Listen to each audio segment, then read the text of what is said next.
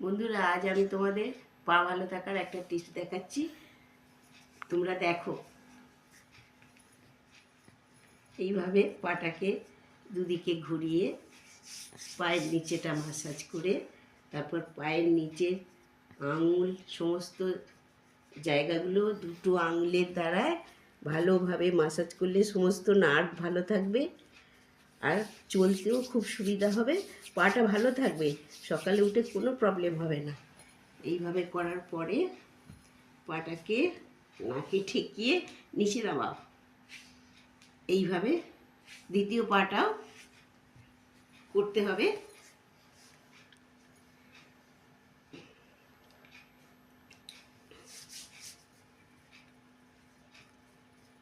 এইভাবে করে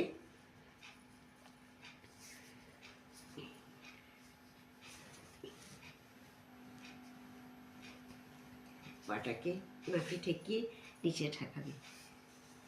এইভাবে করে তোমরা দেখতে পারো, নিজেদের পা ভালো থাকবে।